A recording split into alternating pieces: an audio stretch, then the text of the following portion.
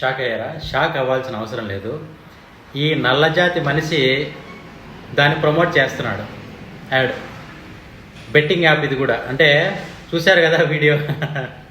నేను అయితే బెట్టింగ్ ఆడి దేనికైనా డబ్బులు, భోజనానికైనా దేనికైనా సరే దాంట్లో బెట్టింగ్ ఆడి డబ్బులు సంపాదించి వాళ్ళకి హోటల్లో అయినా ఎక్కడైనా ఇవ్వాలని ఈ యొక్క వీడియో యొక్క ఉద్దేశం, యాడ్ యొక్క ఉద్దేశం.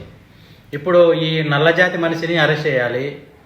అయితే నేనేమంటున్నానంటే, నాకు తెలిసినంత వరకు ఇప్పుడు ఎవరైతే తెలిసి బెట్టింగ్ యాప్లు ప్రమోట్ చేశారో వాళ్ళదైతే తప్పు కంపల్సరీగా ఉంది.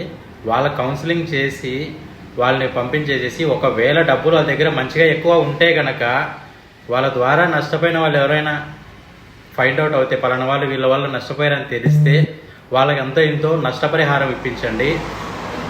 ముఖ్యమైన పాయింట్, చేయాల్సింది యాప్లు బ్యాన్ చేయడం ఇండియాలో అవ్వని పని. ఎందుకంటే ఇండియా గవర్నమెంట్ అయినా స్టేట్ గవర్నమెంట్ అయినా చేసేటివైతే సీఎం ద్వారానో లేదంటే పిఎం ద్వారానో అయ్యేదైతే చేస్తారు.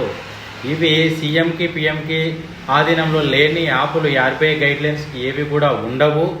ఆర్బీఐ గైడ్లైన్స్లో యాప్ అయితే ఏదైనా పొరపాటు చేస్తే దాన్ని డిలీట్ చేయడము, తీసేయడము, బ్లాక్ చేయడము, పర్మిషన్ రద్దు చేయడము జరుగుతుంది. ఇవన్నీ కూడా ఇంటర్నేషనల్గా వస్తున్నాయన్నమాట. ఇంటర్నేషనల్గా వస్తాయి.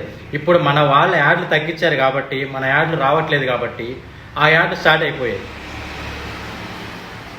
ఫినాన్సింగ్ సంబంధించిన సర్చ్ బార్లో ఫినాన్సింగ్ సంబంధించింది నువ్వు ఎవరైనా వెతికారంటే వాళ్ళకి అన్నీ ఇంకా లోన్ యాప్స్, ఈ బెట్టింగ్ యాప్స్ ఇవన్నీ ఎక్కువ వస్తున్నాయి. దీని గురించి కూడా నేను 1 year బ్యాకే ఆరా తీశాను.